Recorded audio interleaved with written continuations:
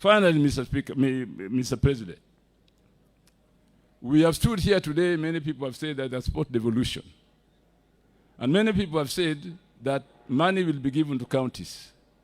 But there are also some services going on in counties which should be county responsibility. In this day and age, Mr. President, I don't see why the national government should bother about Kura and Kera and give them money to do roads in counties. That's a job that can be done by county assemblies and county government and save the government a lot of money and a lot of money wasted in personnel who are not doing very good work anyway. So, Mr. President, that is my plea for today. As Phoebe is laid to rest, let Kura and Kera also be laid to rest. Bwana Yesu asifiwe. Now, democracy, Madam Wanga, is not an easy form of government to have, but it is the best from human experience. When you give democracy to people, or in a democratic society, people will express their views, which sometimes you don't agree with, but it's their democratic right to express it. But after expressing it, there must be a point where decisions are made. That is why Nyerere said that democracy in African tradition was the elders sitting under a tree and talk until they agree. Today is the elders and everybody else sitting under a tree and talk until they agree. But we must agree. We can't have a society where after talking there's no agreement. And from those of you here who have come here and spoke for consensus, unity, that is very important for national development, but only after democratic discourse. Bwana Yesu asifiwe. Hallelujah. Asanteni sana. Thank you so much, Governor Professor Jothurwa untie. Jothurwa pod untie. Ane jomorwa ko President Dr. William Ruto Thurwa ka gibat. Ane jomorwa ko Baba Gwambo Wenya Lego gibat. Achaka ne jomorwa ko min piny Dr. Aida Odinga gibat. Ane jomorwa ko Prime Cabinet Secretary Musalia Mudavadi. Bas. Jobuli kre uru ka waluonga Gwambo to nyakugo bul matin ka. Aya. Your Excellency, I also now want to make a few remarks as we go towards the close of this session and as I yield back the time. We are mourning today an African icon. Her book says, "It is possible, an African woman speaks." We, as the women leadership of the country, stand on her shoulders. And that is why we are so very grateful that when Maendeleo ya Wanawake wrote to you to grant Mama Phoebe Asio the highest honor granted to civilians, which is a state burial, you quickly agreed. And today we are sending off Mama Phoebe as the heroine that she is. And you took your time together with Baba to come and mourn together with us, the people of Karachuonyo, the people of Kanyaluo, as we send off this great woman. The fact that we stand on her shoulders is very clear. Here in Homa Bay, when I was running, for example, for the governor's seat, and I came to Karachuonyo, or I went to any part of Homa Bay, I told them, elect me as governor, because you see, you elected Phoebe Asio Nyagoro, and you saw what she did for the people of Karachuonyo. And that is what brought their hearts closer, and that is what made them, over time and again, elect so many women in Homa Bay. Actually, Homa Bay County, as far as the gender parity is concerned, I think we are there and past. Because we have 12 leaders at the apex leadership of the county, 6 of whom are women and 6 of whom are men. So we are at a 50-50 balance here in Homa Bay because Mama Phoebe broke the glass ceiling. And as I said in church in Nairobi, the women leaders of Homa Bay, they are not just women, or paso here. They are women of substance. And they are very well educated, Your Excellency. Because you have there Honorable Dr. Ivo Bara, Honorable Dr. Lillian Gogo, Honorable Dr. Joyce Osogo Bensuda, Honorable Dr. Beatrice Ogola. The least educated among them are the loudest also, which is myself and Honorable Millie. But now we have been sent back to school and we are reading to get our PhDs. Your Excellency, when you come to the men of Homa Bay, we are welcoming we welcome very much. Oh, mana Jim Orengo Nyatieng. Warua kura Jimmy. Warua kuru Nyatieng. Karibu Nyatieng.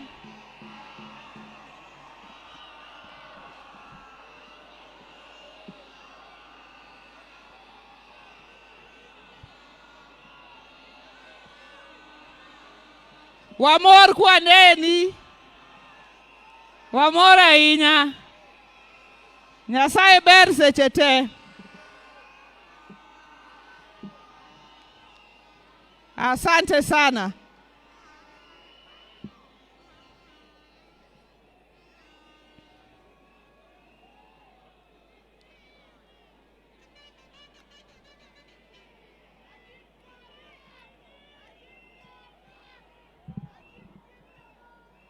Hello. Jomorwa Kajimi, Orengo Nyatieng fwana uru badwe ya mokama. Asante sana. Homa Bay orwako ajimi kabisa. Kora adhi mbele gi wach. Adhi mbele koso? Adhi mbele koso? Adhi mbele koso? Your Excellency, when it comes to the men, they are very eloquent and very brilliant, but they are yet to acquire their PhDs.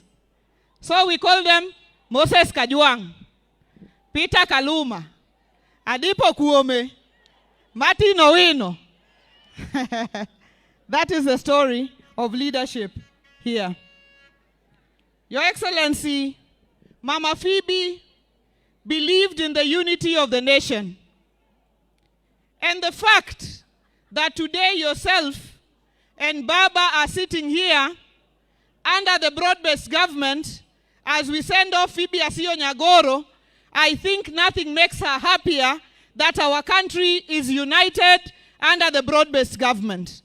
Na sisi, Your Excellency, kama chama cha ODM, kwa sababu mimi ndio mwenyekiti wa kitaifa wa chama kikubwa zaidi South of Sahara and North of River Limpopo, chama cha ODM. Sisi huyu kiongozi wetu Baba ndio tunamwangalia. Na Baba akisema left ni wapi? Na akisema right ni wapi? Na akisema fire tunafanya nini? Na sasa Baba amesema tuko ndani ya broad-based government. Na kuna wale wanatuambia ati tutoke ndani ya broad-based.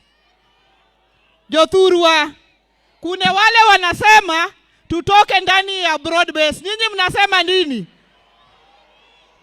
Tukae ndani ama tukae nje? Tukae ndani ama tukae nje? Tukae ndani ama tukae nje? Wale ambao wanasema ndani, nataka nione kwa mkono yenu nyinyi wote kila mahali. Tunakaa ndani. Na mimi vile nimesikia watu wakizungumza, labda shida yao si President William Ruto. Shida yao ni kwamba wameona ya kwamba pia sisi tuko pale ndani, tuko na Mbadi pale, tuko na Wandai pale, tuko na Joho pale. Hiyo ndio labda inawakwarusa roho. Na ile siku tutakanyaga nje au watakanyaga wapi? Ndani. Kwa hivyo sisi tuko ndani na hatubabaiki na hatutishwi. na yule ambaye anazungumza aelewe ya kwamba kama chama cha ODM tumekubaliana na hiyo ndio msimamo yetu. Nikimalizia, Your Excellency, today is a historic day because jothurwa gimoro timore malich samoro pokunene. Ung'eni wasebedo ka wagore ne piny. Tugeni jowa mang'eny be osebedo ko negi moko sehinyore. To kawuono jatelo gi baba ondiko noket task force ma ndalo 120 idhi chul jomohinyore gi jomotho pesa mora mora mondo gimbende gibed ni ginyalo yudo konyruok. Today is historic because since the beginning of this country we have had many reports, and the reports have always spoken about compensation, but nobody has ever implemented those reports. But today, His Excellency the President, together with Baba, under the 10-point agenda of our MOU, have created a framework for compensation of all those who have been injured or died during protests in this country since 2017. It has never happened. It is historic. Na wale ambao wanaongea wataongea, lakini sisi tunajua Kenya inasonga wapi mbele. Asante sana. Niliongea kidogo ndio Governor Orengo achukue pumzi kidogo, lakini sasa nataka nimwalike aseme mambo machache.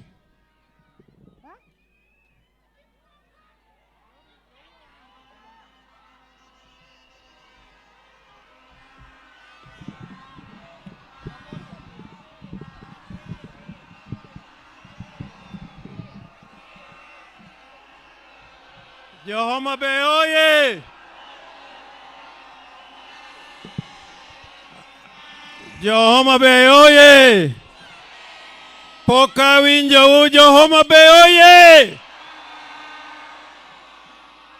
To Your Excellency, the President of the Republic of Kenya, and all Cabinet Secretaries who are here, including the Prime Cabinet Secretary, to our leader, Raila Amolo Odinga, to Min Piny Nyawang'aya, gi jotelo duto mochopo kae.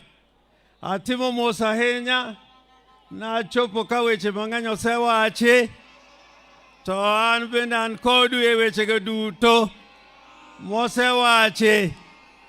Adwana nuoyo mana kapok aloso kuom Phoebe ni an Orengo nyatieng' ngima, an Orengo kidi.